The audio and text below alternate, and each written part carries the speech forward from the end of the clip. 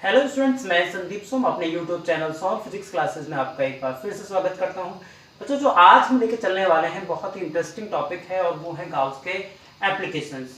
Gauss के applications अगर इस चैप्टर की हम बात करें तो मोस्ट इंपोर्टेंट पार्ट्स में आते हैं आपके, और ये जो आपका एग्जाम होंगे, बोर्ड के एग्जाम जो होंगे उसमें ये 4 या 5 मार्क्स जो मैक्सिमम मार्क्स आपके होते हैं उसमें आपको क्वेश्चन देखने को निश्चित रूप से मिलेगा। और ये हमारे जितने जो एप्लीकेशंस हैं उसमें से एक एप्लीकेशन 100% श्योर आपका एग्जाम में आएगा।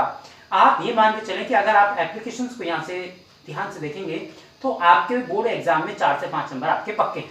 तो आप इस वीडियोस को ध्यान से देखिए, क्योंकि अगर वीडियोस आप ध्यान से देखेंगे तो इसको बड़े ही आसानी से आप कर सकते हैं। तो हमारे जो गाउस का एप्लीकेशन जो फर्स्ट एप्लीकेशन है, हम अपनी जो वीडियोस आती रहेंगी हमारी, उसमें हर एक वीडियोस में हमारा एक एप्लीकेशन हम उसमें शो करेंगे। जैसे आज हम स्पेरिकल सेल के लिए चल रहे हैं तो अगली बार में हम नॉन कंडक्टिंग सेल के लिए चलेंगे, और उसके बाद हम इसमें एक लॉन्ग थिन वायर के लिए, और उसके बाद कंडक्टिंग प्लेट और नॉन कंडक्टिंग प्लेट के लिए हम इसमें अपने एप्लीकेशंस को कराएंगे। और इन एप्लीकेशंस में से एक 100% आपके बोर्ड एग्जाम में देखने को आपको मिलेगा। तो आज जो हम टॉपिक ले रहे हैं वो क्या है आपका, यहाँ पर गाउस के हमारे मैंने एप्लीकेशंस के आपके नाम बताए। जो हम फर्स्ट एप्लीकेशन लेके चल रहे हैं, intensity of electric field due to a uniformly charge spherical shell by Gauss law. Gauss law की हेल्प से हमें क्या करना है, एक हमारे पास क्या है, एक स्फेरिकल सेल है जो यूनिफॉर्मली चार्ज है, उस पर हमें इलेक्ट्रिक फील्ड के इंटेंसिटी को फाइंड आउट करना है। तो सबसे पहले जब हम इलेक्ट्रिक फील्ड की इंटेंसिटी को यहाँ पे फाइंड आउट कर रहे हैं तो इसमें यहाँ पर जो चार्ज स्फेरिकल सेल है इसकी जगह आप होलो स्फीयर भी यहाँ पर आ सकता है, तो आप उसको भी ध्यान से रखें, क्योंकि अगर वहां पे आ गया to find the intensity of electric field due to the uniformly charge hollow sphere by the help of Gauss law, तो आपको उसको भी बड़े ध्यान से आपको करना है। तो सबसे पहले हम लेके चलते हैं आपका, सबसे पहले इसमें बात हुई है स्फेरिकल सेल की। तो यहाँ पे जब स्फेरिकल सेल, सपोज हमारे पास क्या है, ये एक आपका स्फीयर है, कोई भी होलो स्फीयर है हमारा। जैसे आप एक प्लास्टिक की बॉल अगर लें तो अंदर से क्या होती है, वो होलो होती है, बिल्कुल इसी टाइप से आप इसको मान सकते हैं। सपोज जो इसकी रेडियस है वो इसकी रेडियस है आपकी कैपिटल आर, और इस पर हमारा एक पॉइंट है, क्या है आपका ओ है। तो अब हमें इसमें जो इलेक्ट्रिक फील्ड इंटेंसिटी को फाइंड आउट करना है, इसमें हम 3 पॉइंट्स अराइज कर सकते हैं। जैसे सपोज करो ये हमारा स्फीयर, अब ये स्फीयर जो होगा वो कैसा है, यूनिफॉर्मली चार्ज है, तो प्लस क्यू चार्ज जो है वो यूनिफॉर्मली क्या है आपका डिस्ट्रीब्यूटेड है ओवर द सरफेस, इसके सरफेस पर यूनिफॉर्मली क्या है डिस्ट्रीब्यूट हुआ है। तो इसमें हमारे 3 पॉइंट यहाँ पे अराइज होते हैं। नंबर 1, जब पॉइंट्स जो हो, जब इंटेंसिटी में निकाल रहे हो, जब when the point outside the spherical shell, जब आउटसाइड में हो, उस कंडीशन में इसको हम क्या मान के चलेंगे, स्मॉल आर। तो उस पहले वाली कंडीशन में स्मॉल आर जो होगा वो कैपिटल आर से क्या होगा, ग्रेटर देन होगा। तो पहली कंडीशन हमारी ये होगी। दूसरी कंडीशन में क्या लेके चलेंगे, ये जो पॉइंट P है, when point P outside the sphere, दूसरे बार में हम इसमें डिस्कस करेंगे जो पॉइंट P है वो कहाँ हो, इसके सरफेस पर हो। अगर सरफेस पर होगा तो हमारी इलेक्ट्रिक फील्ड की इंटेंसिटी हमारी क्या होगी। और थर्ड पॉइंट पे हम डिस्कस करेंगे इसमें, जब पॉइंट क्या हो आपका इनसाइड द स्फीयर हो। तो यहाँ पर बारी बारी से इसमें 3 पॉइंट लेके चलेंगे। फर्स्ट, जब जो पॉइंट है वो आउटसाइड है स्फेरिकल सेल के। सेकंड पॉइंट में जब पॉइंट जो है सरफेस पर हो आपके, जो आपका स्फेरिकल सेल है। और थर्ड पॉइंट में हम लेके चलेंगे इसके जब अंदर होता है। तो हम पहला पॉइंट, व्हेन हम इसमें पॉइंट्स लेके चलते हैं, तो सबसे पहले हम अपना पॉइंट्स इसमें लेके चल रहे हैं।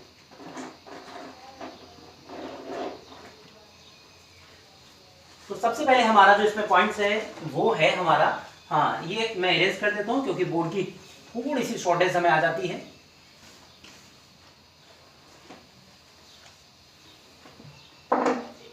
नंबर 1 हम इसमें लेके चल रहे हैं पॉइंट में, when point P outside the spherical shell. यहाँ पे हम स्फेरिकल सेल से क्या लेके चल रहे हैं, बाहर लेके चल रहे हैं। तो हमारा first point, when point P जो है वो आउटसाइड है स्फीयर के। तो सपोज हमारे पास क्या है, ये आपका एक होलो स्फीयर है जिसकी रेडियस कितनी आपकी कैपिटल आर है, और सेंटर क्या है इसका ओ है। अब एक हमने मान लिया एक आर रेडियस का हमारे पास क्या है, होलो स्फीयर है या स्फेरिकल सेल है। अब इस पर क्या है, प्लस क्यू चार्ज क्या है, यूनिफॉर्मली डिस्ट्रीब्यूट है। अब हमें क्या करना है, इलेक्ट्रिक फील्ड की इंटेंसिटी को फाइंड आउट करना है। व्हेन, कब, जब स्मॉल r क्या हो आपका ग्रेटर देन हो कैपिटल R से। अब हमें क्या लेना है, इसके बाहर आउटसाइड एक पॉइंट है आपका, सपोज स्मॉल r डिस्टेंस पर कोई पॉइंट P है जिस पर हमें इलेक्ट्रिक फील्ड की इंटेंसिटी को क्या करना है, फाइंड आउट करना है। अब इस पॉइंट पर इलेक्ट्रिक फील्ड की इंटेंसिटी को फाइंड आउट करने के लिए हमें क्या करना पड़ेगा, आप एक बात को हमेशा ध्यान रखना है, जो गाउस लॉ है वो एक स्फेरिकल सेल के लिए, हमारा जो गाउस लॉ है हमेशा क्लोज कर्व के लिए ही एप्लीकेबल होगा। अगर कोई कर्व जो हमारा क्लोज कर्व नहीं है तो उसके लिए एप्लीकेबल गाउस लॉ नहीं होगा। और साथ में चार्ज हमारा कैसा होगा, स्टैटिक, क्योंकि इलेक्ट्रोस्टैटिक के अंदर ही हम इसमें वर्क कर रहे हैं। तो हमें क्या करना होगा, ये जो r डिस्टेंस है हमें O को क्या मानना होगा, सेंटर मानना होगा, और r डिस्टेंस लेकर एक इमेजिनरी, एक गॉसियन सरफेस की हमें क्या करना पड़ेगा, इमेजिन करना पड़ेगा। सपोज ये क्या है आपका, एक गॉसियन सरफेस है। अब ये गॉसियन सरफेस है तो यहां पर अकॉर्डिंग टू, अगर मैं बात करूं यहां पे अकॉर्डिंग टू गॉस लॉ या गॉस थ्योरम की हम बात कर सकते हैं यहां पे, गॉस लॉ। तो गॉस लॉ जो होता है वो क्या होता है, 5 equal to q upon epsilon not, और इसको हम दे सकते हैं इक्वेशन नंबर फर्स्ट। यहाँ पे 5 के साथ में आप ए भी लगा सकते हैं क्योंकि हम इलेक्ट्रिक फ्लक्स की बात कर रहे हैं। यहाँ पर अब जो हमने क्यू लिया है, ये टोटल क्या है हमारा, चार्ज है। आप इसमें समेशन क्यू भी लिख के चल सकते हैं, लेकिन मैं यहाँ पर इस क्यू को ही क्या मान लो, सबका सम लेके चल रहा हूँ। अब हमें क्या करना है, इस पॉइंट पर इलेक्ट्रिक फील्ड की इंटेंसिटी को हमें फाइंड आउट करना है। तो ये तो हमारा अभी इंटेंसिटी आया ही नहीं, ये तो हमारा गाउस का नहीं लॉ है। अब जो गाउस लॉ है, हम सपोज क्या करते हैं, एक जो इमेजिनरी गॉसियन सरफेस हमने लिया है, हम क्या करते हैं, एक इसके एक स्मॉल एलिमेंट से लेके चलते हैं। इमेजिन करते हैं कि इसका एक स्मॉल एलिमेंट है। अब ये जो स्मॉल एलिमेंट है, इसकी जो एरिया है वो कितना है आपका, d है। अब स्मॉल यहाँ पे इलेक्ट्रिक फील्ड कितना है, E है, एरिया कितना है आपका, dA है। अब तो स्मॉल एलिमेंट से इलेक्ट्रिक फील्ड लाइन, जो स्मॉल एलिमेंट्स लिया है उसमें से इलेक्ट्रिक फील्ड लाइंस क्या होंगी, पास होंगी। अब जब इलेक्ट्रिक फील्ड लाइंस इसमें से पास होंगी तो क्या बनेगा आपका, इलेक्ट्रिक फ्लक्स बनेगा। तो इलेक्ट्रिक फ्लक्स भी क्या होगा आपका, स्मॉल होगा, क्योंकि आपका जो एरिया है वो स्मॉल है, तो उसमें से इलेक्ट्रिक फील्ड लाइंस भी क्या होंगी, कम पास होंगी। तो यहाँ पे हम कह सकते हैं according to definition of electric flux. अब यहाँ पे जब हम इलेक्ट्रिक फ्लक्स की डेफिनेशन लेके चलते हैं तो आप जानते हैं फाई बराबर, यहाँ पे फाई की जगह कितना आ जाएगा आपका, d5 इक्वल्स टू, और यहाँ पे कितना आ जाएगा, वेक्टर E डॉट dA। अब आप जानते हैं यहाँ पर ये डॉट प्रोडक्ट होता है, इसमें E भी क्या है आपका वेक्टर क्वांटिटी है और dA भी क्या है आपका वेक्टर क्वांटिटी, जबकि आपका फ्लक्स क्या है, स्केलर क्वांटिटी है। जब भी हम इसको हटाएंगे तो यहाँ पर हम क्या लिखेंगे, d5E इक्वल टू आ जाएगा हमारा E dA cos थीटा। अब हम यहाँ पर ये कह सकते हैं इफ, अगर हम यहाँ पे बात करें if vector E and dA are same direction, अगर दोनों क्या है आपके सेम डायरेक्शन में है तो क्या होगा, सेम डायरेक्शन होगा, थीटा की वैल्यू क्या होगी आपकी, 0 होगी। और जब थीटा की वैल्यू 0 होगी तो cos 0 होगा, और cos 0 की वैल्यू होती है आपकी 1। अब इस वैल्यू में जैसे हम रखेंगे तो ये क्या हो गया आपका d5e इक्वल टू कितना आ जाएगा आपका E dA, और इसको लेंगे इक्वेशन नंबर सेकंड। अब देखिए आपको क्या करना है, यहाँ पर इलेक्ट्रिक फील्ड की हमें वो निकालना है इलेक्ट्रिक फील्ड निकालना है d5 है। तो अब हमें स्मॉल एलिमेंट्स के लिए हमने क्या निकाल दिया, यहाँ पे इलेक्ट्रिक फ्लक्स को हमने फाइंड आउट कर दिया है। अगर हम यहाँ पर टोटल फ्लक्स निकाल दें, टोटल इलेक्ट्रिक फ्लक्स, तो टोटल इलेक्ट्रिक फ्लक्स की अगर हम बात करें, total electric flux passing through Gaussian surface, अगर हम गॉसियन सरफेस की बात करते हैं तो यहां से जो हमारा होगा उसकी हम चर्चा करें तो वो क्या होगा आपका, आप देखिए जब भी इसका हमें क्या निकालना, इससे हम टोटल का निकालना, तो क्या करेंगे, इसका हम इंटीग्रेशन कर देंगे। आप देखिए जैसे हम इसका इंटीग्रेशन करते हैं तो मैंने यहाँ पर क्या किया, d5e और यहाँ पर यूज किया है आपका E dot dA, sorry E dA। अब यहाँ पर आप देखें जैसे हम E dA की बात करते हैं तो अब देखिए मैंने यहाँ पर क्या किया है, जैसे मैंने इसको इंटीग्रेशन किया है, इंटीग्रेशन के साथ मैंने एक सर्कल बना दिया है। तो ये जो सर्कल बनाया है ये किस चीज को यहाँ पे डिनोट करेगा, ये डिनोट करता है यहाँ पे क्लोज कर्व को, जो क्लोज लूप है ये उसको डिनोट करता है, क्योंकि गॉसियन सरफेस जो है आपका वो क्लोज लूप के लिए क्या है आपका एप्लीकेबल है। अब यहाँ पर हमने क्या करना है, d5 जैसे dx का इंटीग्रेशन करते हैं तो dx का जब यहाँ पर आप अगर dx है और dx का इंटीग्रेशन करते हैं तो क्या आता है आपका x आता है, तो यहाँ पर क्या हो जाएगा आपका 5 हो जाएगा, ये आपका 5 और यहाँ पर e आपका बाहर और ये आपका हो जाएगा dA। अब जैसे यहाँ पर e और dA का आप करते हैं तो dA का कितना हो जाएगा a। अब जो a है वो लेना है पूरे का एरिया।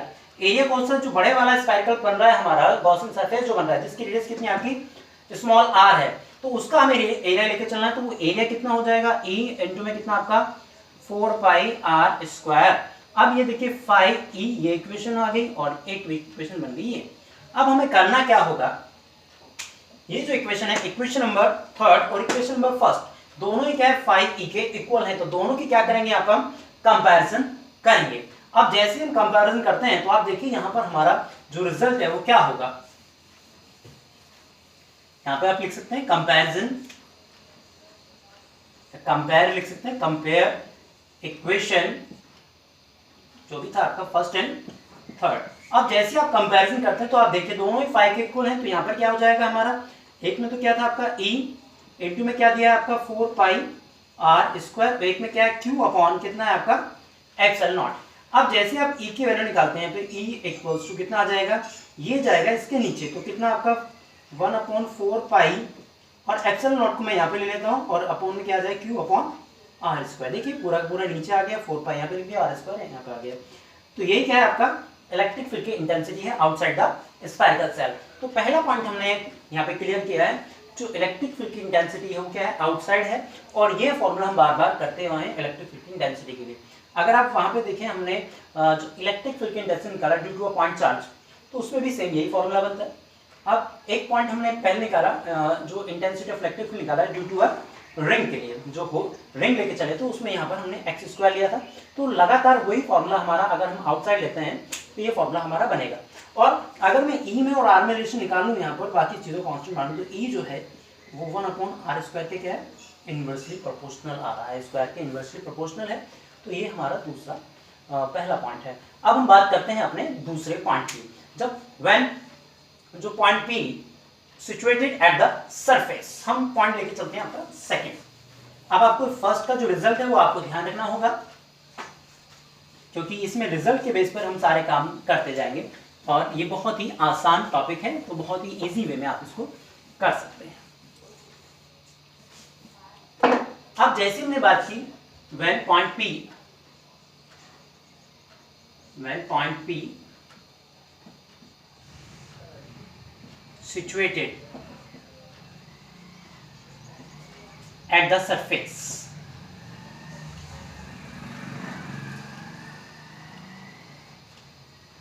एट द क्या लेके चलते हैं यहाँ पे सरफेस की बात कर रहे हैं, एट द सरफेस।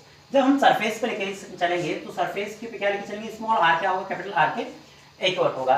अब हमें इसमें क्या देखना है, जैसे हमने गॉसियन सरफेस लिया था ये, अब इसका हमने क्या लिया, ये रेडियस कितनी आपकी कैपिटल आर, सेंटर क्या है इसका ओ है।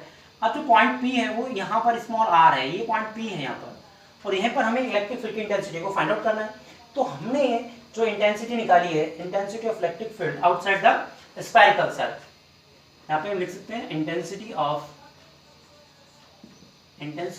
Electric field outside the spherical cell।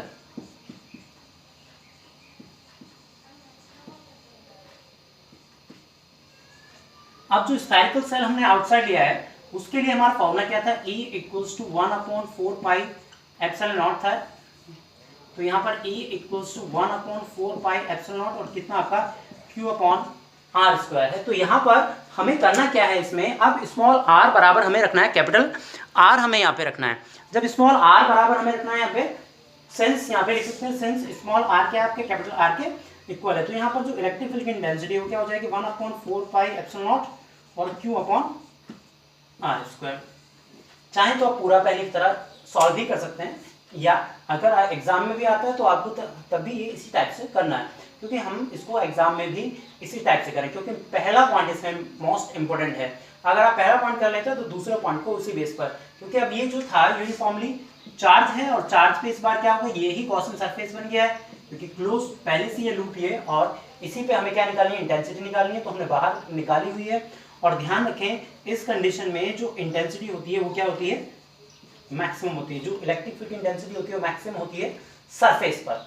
Surface के बाहर जैसे आप जाते चले जाओगे, क्योंकि आर की वैल्यू जैसे जैसे इंक्रीज होती चली जाएगी, ऐसे ही इंटेंसिटी क्या होगी इलेक्ट्रिक फील्ड की, वो डिक्रीज होती चली जाएगी। अब इसी में एक पॉइंट आता है, यदि हम बात करें इफ पॉइंट P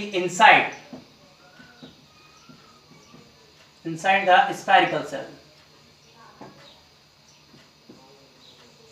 अब अगर पॉइंट P जो है इनसाइड है, तो अब जब इनसाइड होगा तो उस कंडीशन में हमारी जो वैल्यू है स्मॉल r क्या हो जाएगा, इस बार लेस देन हो जाएगा कैपिटल R से, इसमें मतलब कैपिटल R क्या हो गया आपका, बड़ा हो जाएगा। अब इसमें एक चीज आपको ध्यान देने वाली बात है, ये हमारा क्या है होलो स्फीयर है। अब इस पे क्या है यूनिफॉर्मली चार्ज है।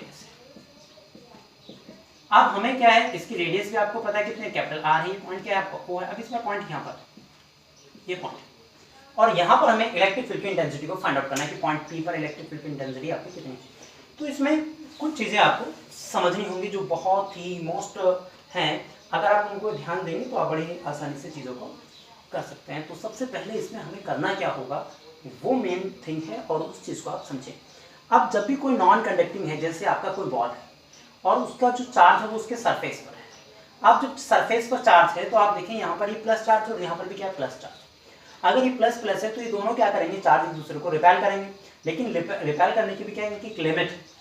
और जब एक लिमिट है तो ये अपने सरफेस से बाहर तो नहीं जा सकते, क्योंकि अगर कोई भी आपकी बॉल है, कोई आप मेटल्स की बॉल है, तो आपने उसको अगर करंट दिया है तो करंट क्या होगा उसके सरफेस पे तो बना रहेगा, भाग तो भागेगा नहीं।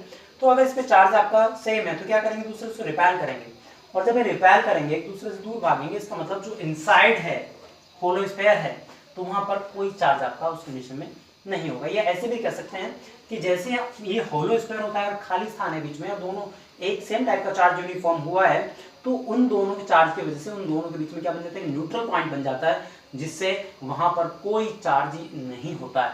और जब यहाँ पर कोई चार्ज नहीं होगा तो यहाँ पर इलेक्ट्रिक फील्ड की इंटेंसिटी क्या हो जाएगी आपकी, क्योंकि आपके पास फॉर्मूला आप जानते हैं E = 1/4πε0 और Q अपॉन कितना है आपका R²। सोचो अगर यहाँ पर इसकी वैल्यू ये 0 है, इंटेंसिटी अब चार्ज ही नहीं है, तो इलेक्ट्रिक फील्ड की इंटेंसिटी भी क्या होगी यहाँ पर 0 होगी। अगर यहाँ पर आपका चार्ज ही नहीं है तो इलेक्ट्रिक फील्ड की इंटेंसिटी भी क्या होगी 0 होगी।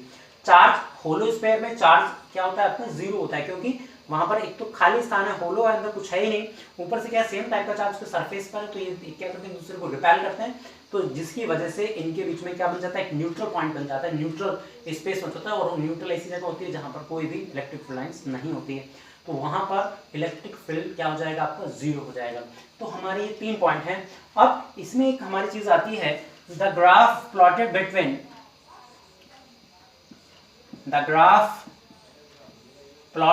Between E and small r। जो इलेक्ट्रिक फील्ड है और डिस्टेंस के बीच में अगर हम ग्राफ खींचें तो कैसे खींचें। अब आप देखिए, आप हम क्या बनाते हैं, गोला एक स्फीयर बना ही रहे हम।